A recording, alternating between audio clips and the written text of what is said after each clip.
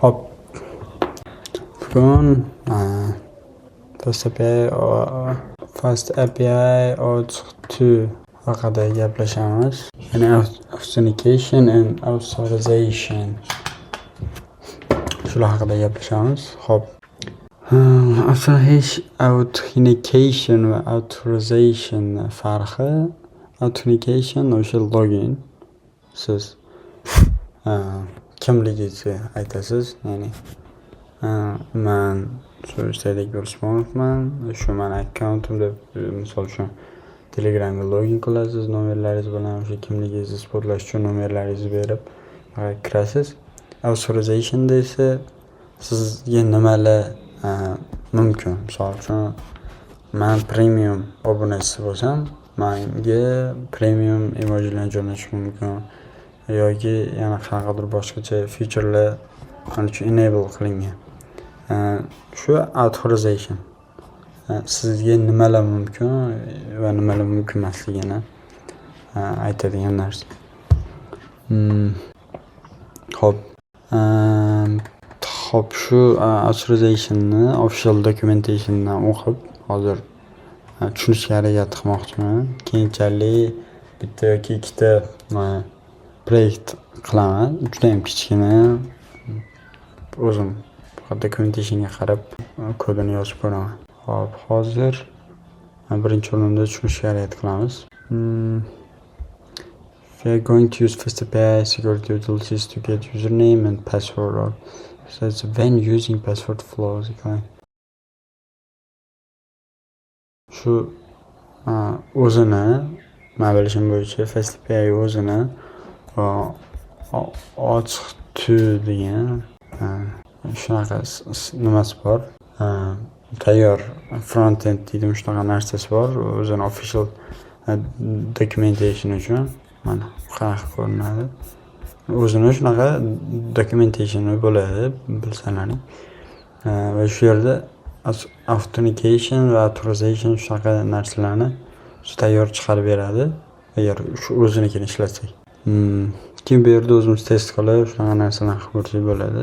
Bu narsani ishlatish recommended, lekin nima emas, shuni ishlatish shart emas. Xohlasangiz o'zingiz shunaqa OAuth2ga o'xshagan o'zingiz boshqacha class yoki function yaratib o'zingiz ishlatsangiz ham bo'ladi.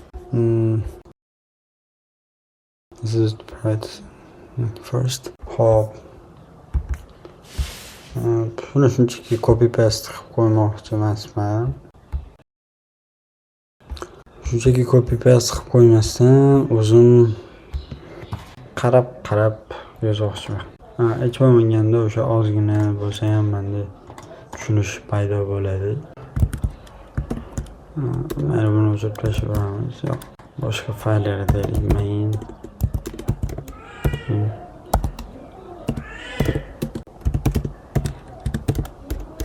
typing port annotated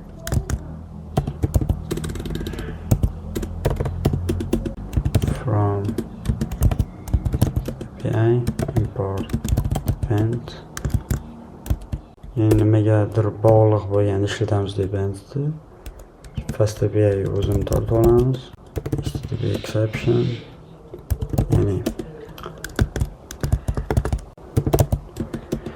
HTTP exception qanaqadir xatolik bo'lganda raise qilish uchun ishlatamiz.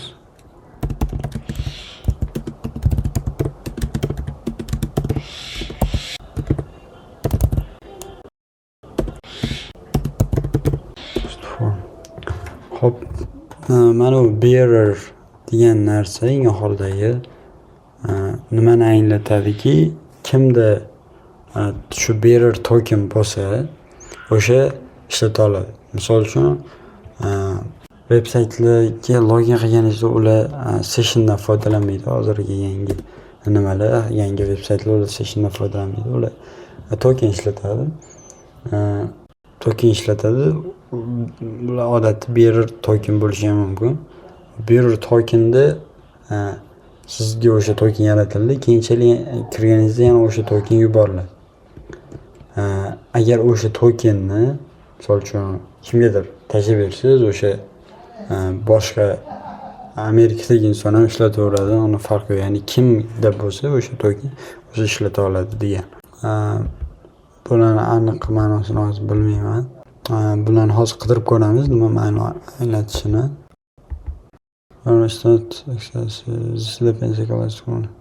Dependency class to collect username and mana bu yerda o'zini definition ham bor ekan. Bu o'sha form ekan, o'sha front-end kichikroq front-end qismi deymizmi, o'sha narsasiga o'sha username va passwordni yozish uchun o'sha kerak bo'ladi. Using bearer token plain password dependency. Okay. Identity tortib olamiz. Bu identity nimaga kerak bizga? Bu anaqa uchun kerak. Nimalarni type'larini har bitta kirayotgan endpointga kelayotgan o'sha requestlarni qanaqa type, stringmi, integermi yoki floatmi shularni aniqlashtirib olish uchun kerak bo'ladi. Fake user db buni copy paste qilib qo'ya qolaman.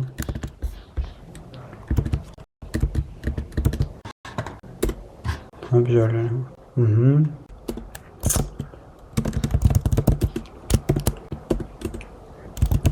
Def fake hash password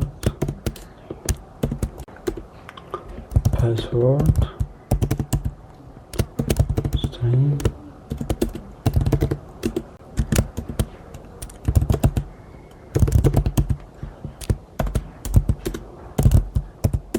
hop, bu yerda nima bo'lyapti? Fake hash passwordda biz passwordni beramiz, u bizga shu oddiygina nimani qo'shib qaytarib beradi. Menimcha bu yerda shunchaki nima bo'layotganini tushunib olish uchun juda ham simple narsa ishlatishgan. Bu fake hash password tushunarli.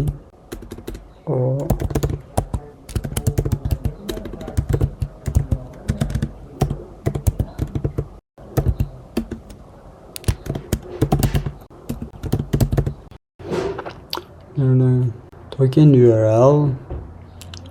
So it's using bearer token obtained with a password.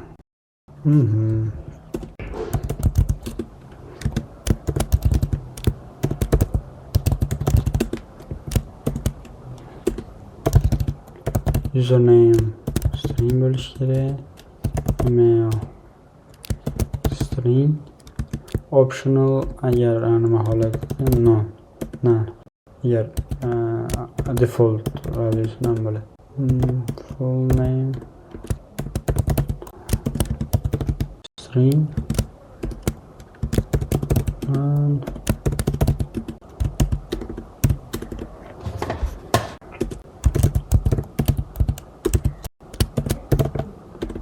full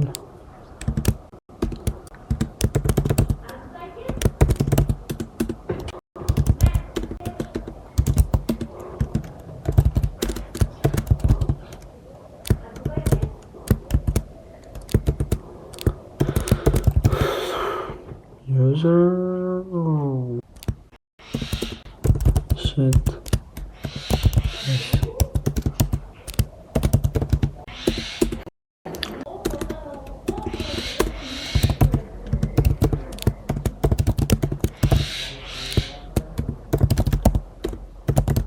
username string username in db bo'lsin.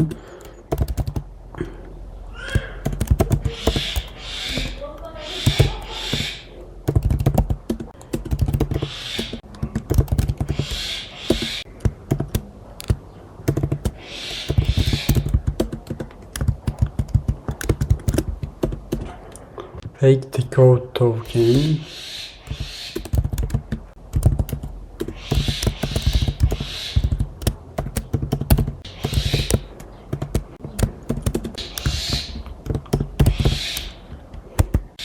User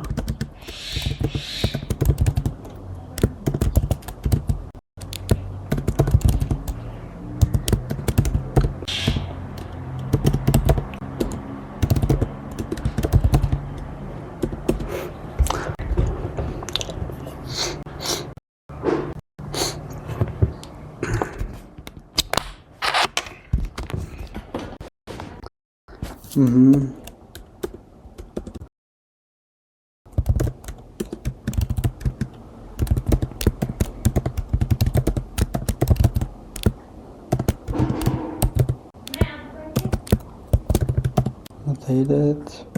string type string bo'lishi kerak. User take out token can if not user please exception.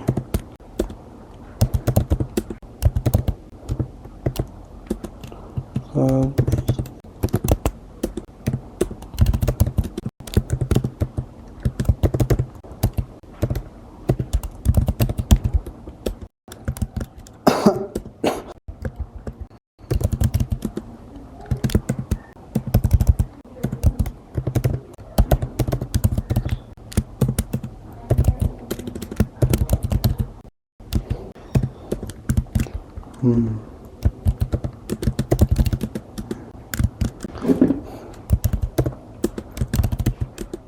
current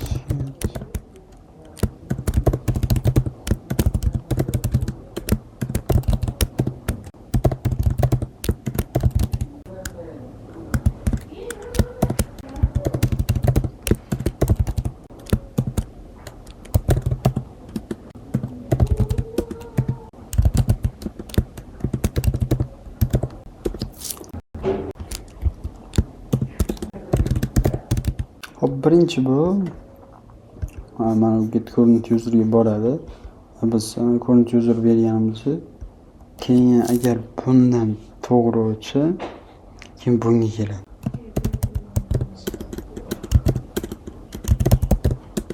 Disabled bo'lgan bo'lsa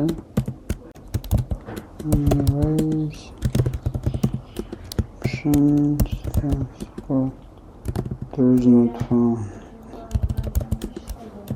Demek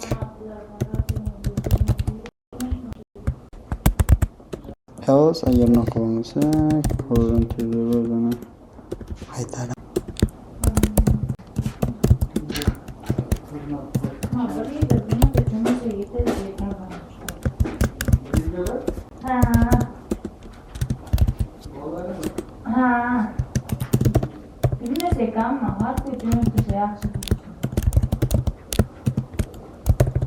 Yaxshi emas endi. Yaxshimsiz bor ekansiz, Alloh panoh. Tilning ketgan uyerdaysan. Yaxshi yo'q. Qoq fillasda issiq jaziramada turib ko'rgan ekanlar.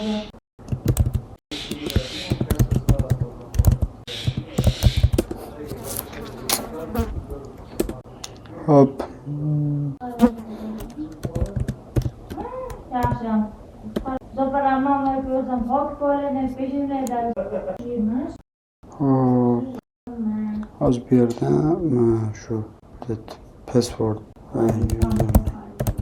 shu usernamedagi odamni refresh qilmoqchimiz. Agar not deb bo'lmasa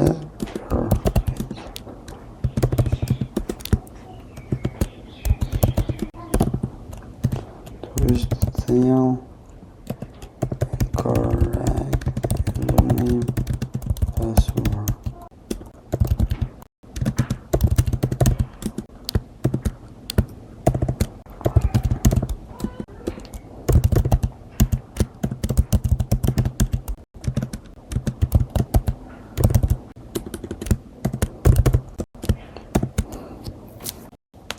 Agar rostdan shu nima bo'lsa, databasemizda bo'lsa,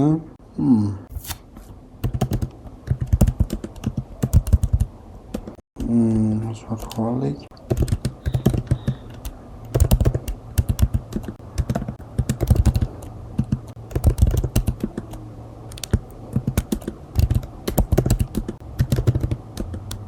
Exceptions.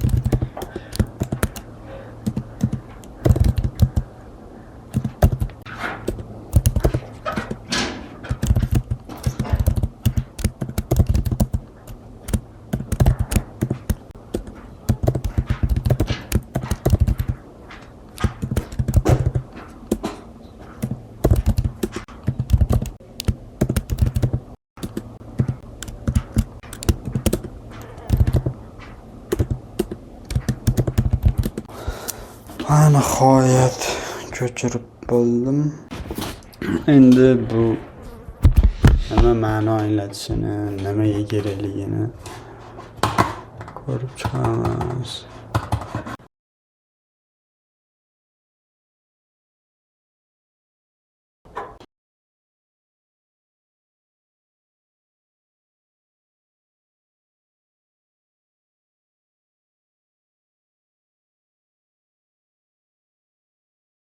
Endi buni ishlatib ko'ramiz. Hop. Ishlatib ko'rishdan oldin token, hop, login form deydi. Form deydi boradi. Username'imiz olinadi va u tekshiriladi mana bu datadan. Fake user db'dan tekshiriladi. Agar u yerda bo'lmasa, incorrect username or password agar password to'g'ri kelmasa, ham username or password. Shunaqa. Agar shunaqa. Current user, current active user, active user qanaqa bo'linadi? Bu o'sha disabled bo'lmagan userlarni olish uchun ekan. Hop, run qilamiz.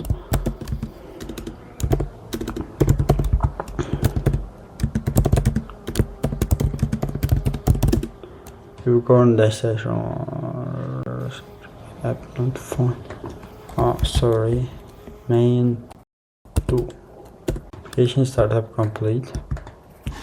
Hop. Bu yerda bizda token degan endpoint bor, username. Try it out. Hop, print type required username John Doe. Password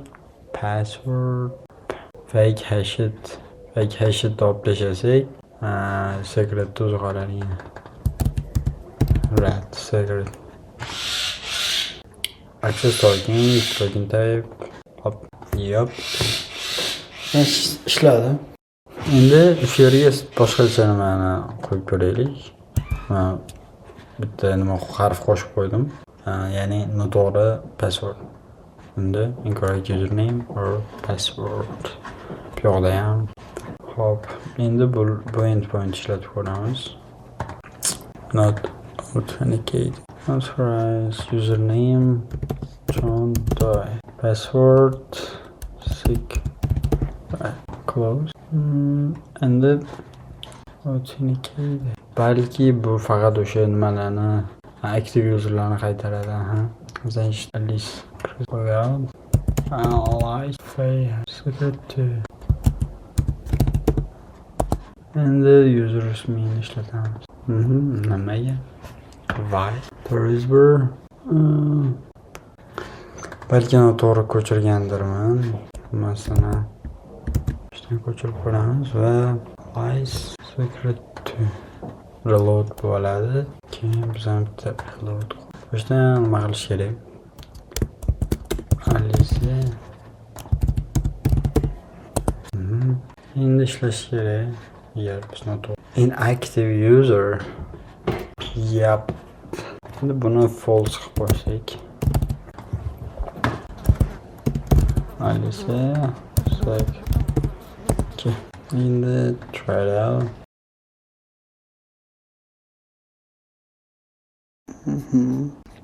Check the password. At this point we have the user data to form our database, but we haven't checked the password. Let's put that data in the Pythonic user DB model first. Ha, şunu böyle tushunmagandim. Pass the keys and yaxshi.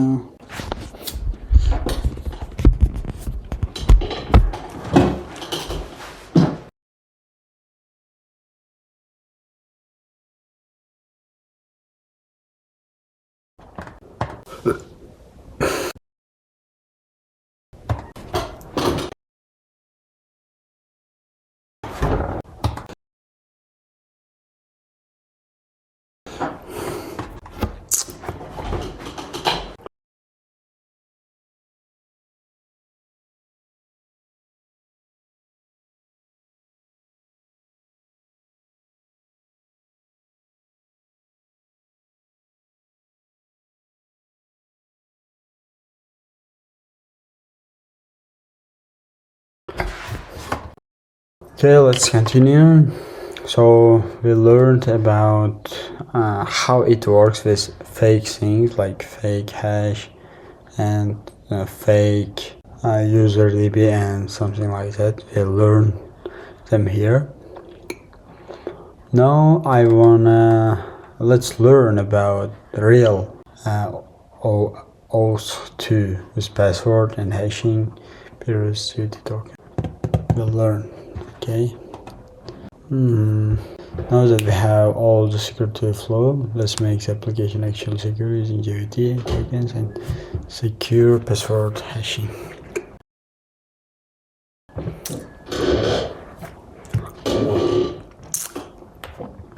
This code is something you can actually use in your application. See the password hashes in your database. We're going to start from the left out. JVT, JSON Web Tokens. It's a standalone, it's a standard codified JSON object in a long and string without space. It looks like this. Okay. Agar buni nimaga olib borsak, she'rga olib borib qo'ysak, nimalar kelib chiqadi. Ya'ni decode bo'ladi. It's not encrypted, so anyone could recover the information from the contents, but it's signed. So when you receive a token that you issued, you can verify that it was you who issued it. I can understand this.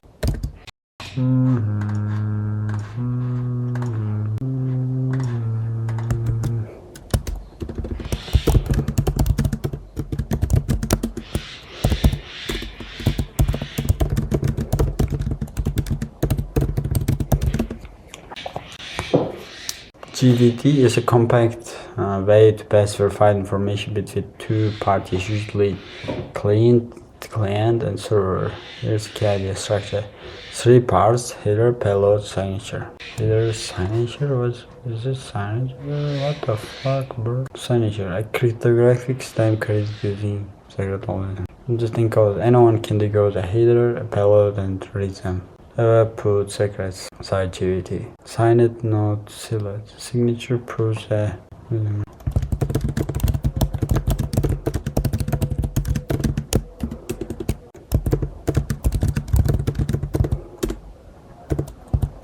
let's share.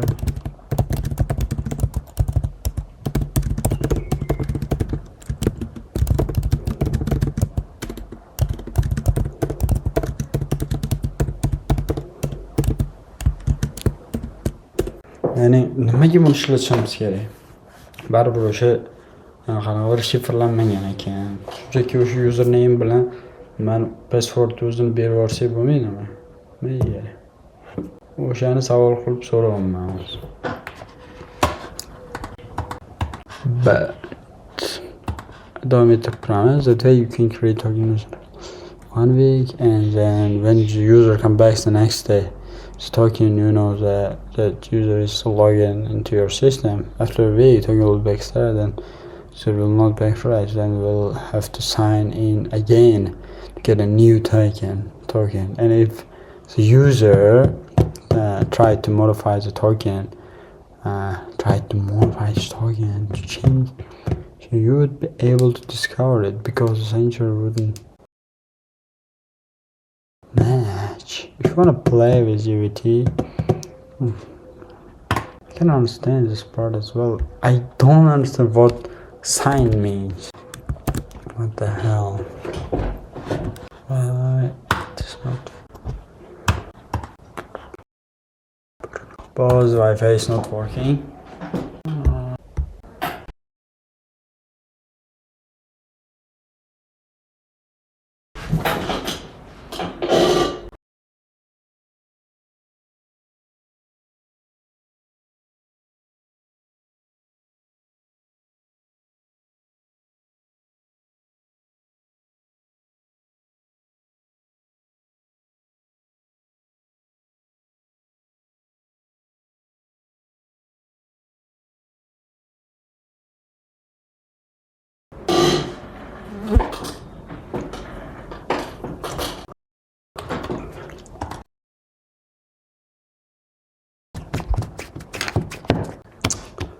Why?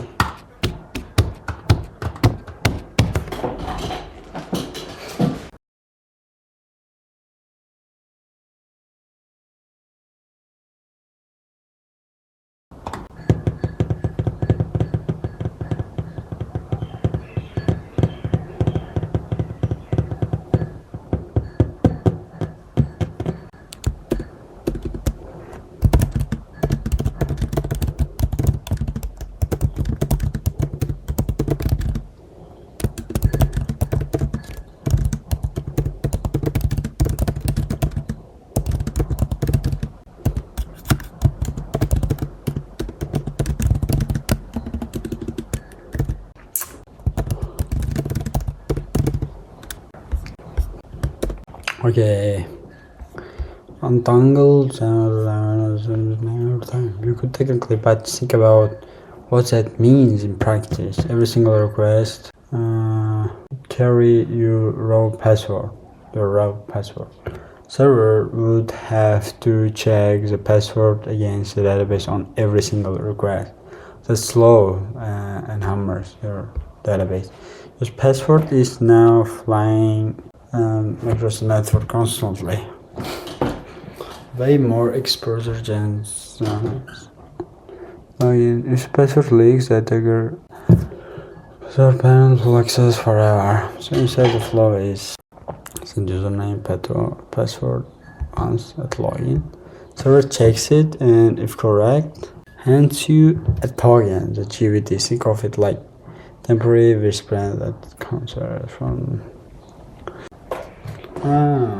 If the leaks, the damage is limited very soon and it doesn't reveal your password. This process unlocks everything else. The secret is created using secret keys that only the server knows. It's only the server knows. Think of it like the server takes the payload, user ID expiration, next week, and secret key through a mass function. Signature. And you can reverse it. Even a tiny change to the input completes the output, and critically you can produce a valid without knowing the secret key. So when a server later gets a token back, it just redoes the same calculation. Expected signature, hash here, secret key. If expected signature matches the signature, I understand. Man endi savol agar faqat server va user biladigan password secret key deyapti, lekin o'sha secret key qanaqa ular almashib oladi? How do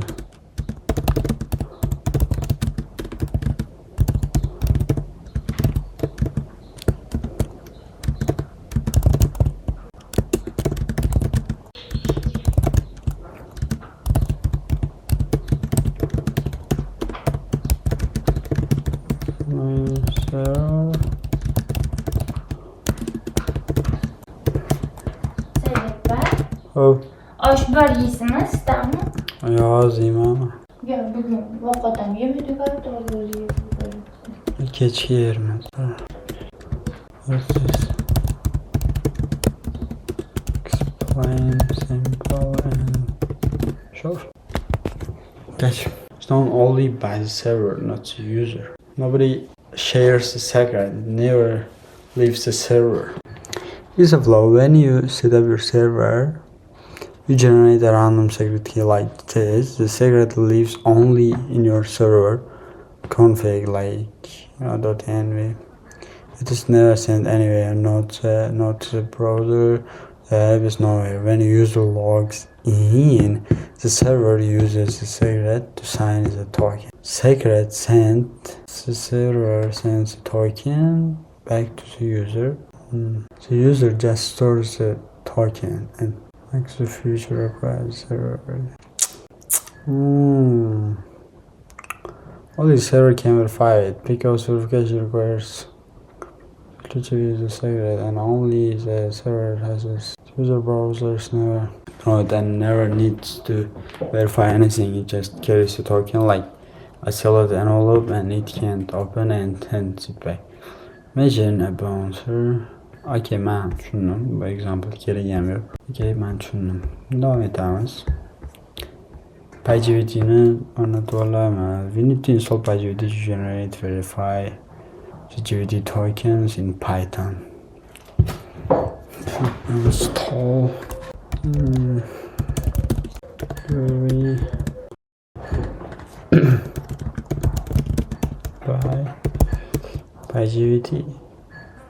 PyGVT'ni o'rnatdik. If you're planning to use digital signature algorithms like errors here, you should install the dependency. Password hashing. Hashing means converting some content, a password in this case, into a sequence of bytes, just a string that looks like gibberish. Whenever you pass exactly the same content and you get exactly the same gibberish. But you can't convert from the gibberish back to the password.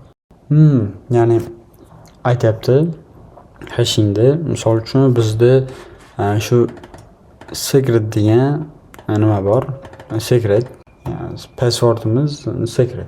Endi o'shani nima qilsak, hashing qilsak, qanaqadir g'alati string olamiz, menga o'xshagan.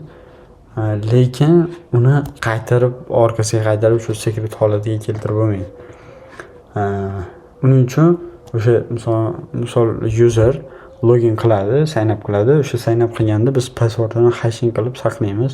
Misol uchun secretni o'sha bunga o'xshagan hashing qilib saqlaymiz. Keyingi safar u yana login qilmoqchi bo'lganda, yana o'sha passwordini hashing qilamizda shu nimadagi databasedagi bilan nima solishtiramiz.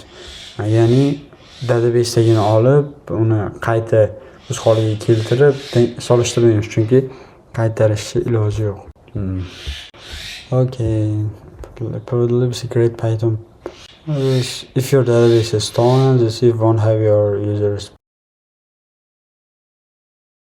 Won't have your plain text password, only hashes. So if so the thief won't able to try to use a password in another system. This would be dangerous. Yani misol probably is a great Python package to handle password hashes. Okay. Bu GVT uchun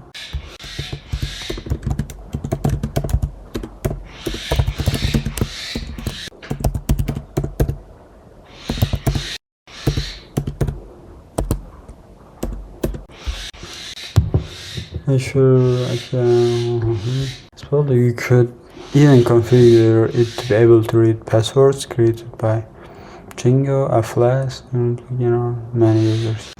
So you would be able to, for example, share the same data from Django application in databases, FastAPI application, or gradually migrate a Django application using the same database. And your users would be able to log in from your Django app or from your FastAPI app at the same time.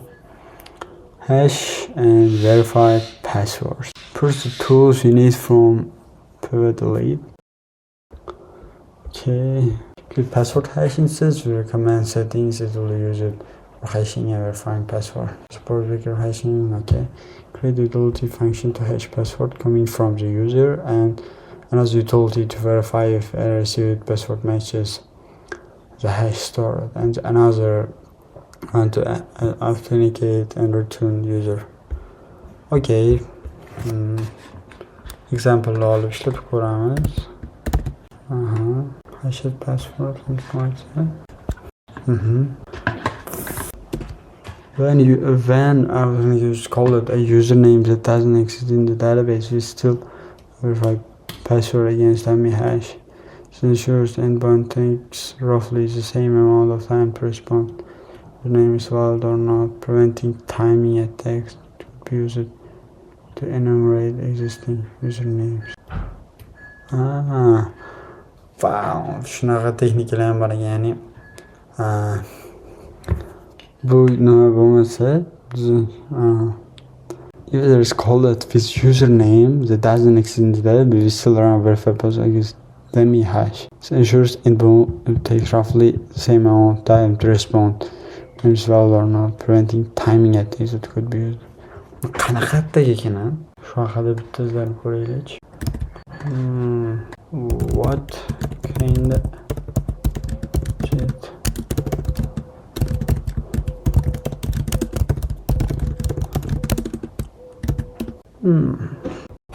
Timing attack username. If checking password takes measurably longer for the usernames that involved ones, an attacker can guess which username exists just by measuring response time without ever knowing the password. Currently list of real usernames to target user password guess. Password guess. Oh my god. What the fuck, bro? What the hell? We should check the new the tokens. It's a new import a new model installed, create a random secret key that will be used to sign the GVT tokens. To generate a secure random secret key, use a command. Copy outputs a variable secret key. Don't use one in the example. Create a variable algorithm with algorithm using. Create a variable. This is the current user to receive the tushunganday bo'ldim. The GVT specification says that there is a key to be subject of token. It's optional to use, but it's very good for the user identification, so we are using it here. GVT might be used for other things apart from identifying a user and allowing them to perform operations directly on your API. For example, you can identify a car or block for that, and then you could add permission about the entity like drive, and then you could give a duty token to the user, you could use it to perform. Manimcha bu joylari oldingisi bilan deyarli bir xil, faqat hashed password va GVT ishlatilgan. Hop. Xohlasa keyingi videoda o'zimiz bitta kichikroq play qilib ko'ramiz. Documentationga qarab kod yozib o'zimiz qilib ko'ramiz. Kamroq AIdan so'rashga harakat qilamiz. Hammaga rahmat.